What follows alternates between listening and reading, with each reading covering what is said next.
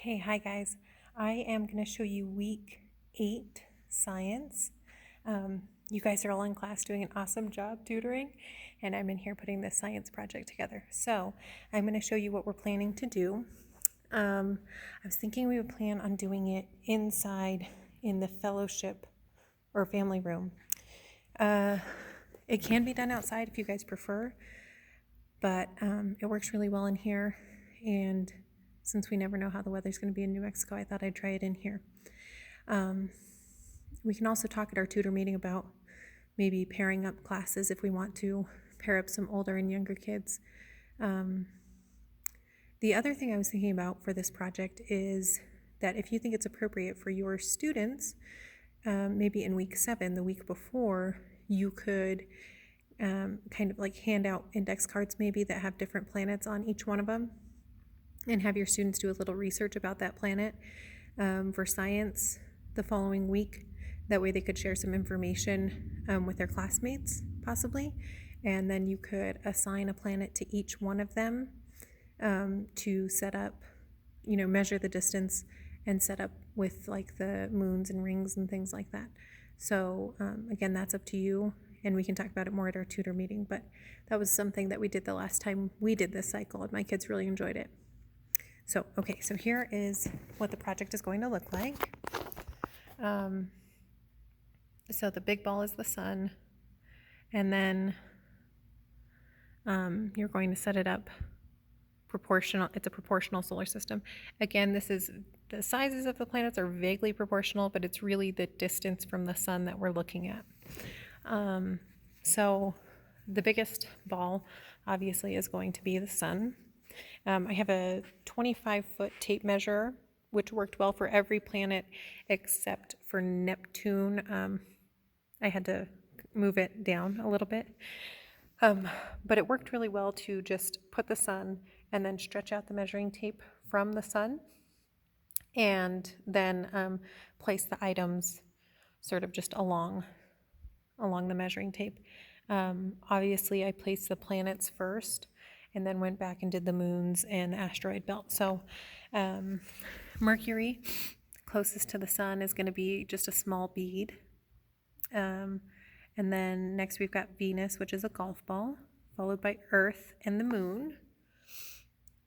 And then Mars. Mars is supposed to be the size of a marble. I'm not sure if it's a large marble or a small marble. I used a small marble, but then, its moons ended up a little bigger. So the paper does show the planet, what it's supposed to be, and then how many inches and how many moons it has. So I just used these flat gem stone things for the moons, and I thought that worked pretty well. This is the asteroid belt. I know the kids are going to be throwing these marbles everywhere, but just try to keep them in control as much as possible. Next, after the asteroid belt, we get to our larger planets that have rings also.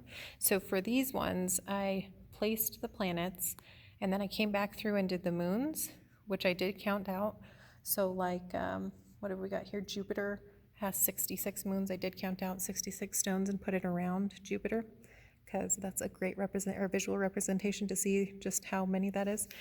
And then I took some floral wire and I just wrapped it around the soccer ball there. It was kind of hard to get them to stay on, but I found that if I actually wrapped it on the soccer ball as opposed to trying to make a ring and then put it on there, it seemed to work better. You can see on the next one here on Saturn.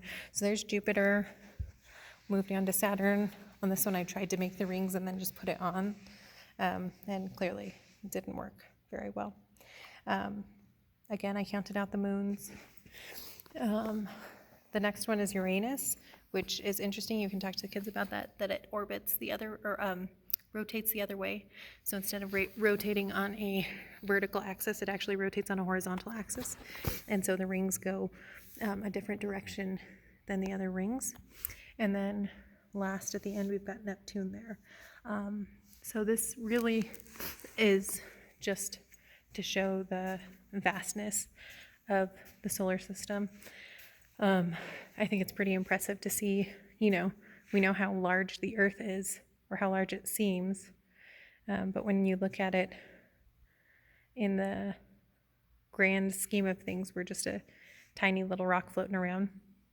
But of course, the earth is very special because we live right, God put us right in that perfect zone where it's not too hot or too cold. We're not too close to the sun or too far away, and we can live here. So it's a, great testament to God's creation power and design.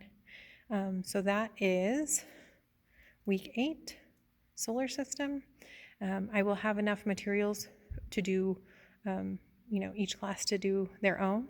But like I said, if we want to team up maybe and have one of the older classes help one of the younger classes, we can do that.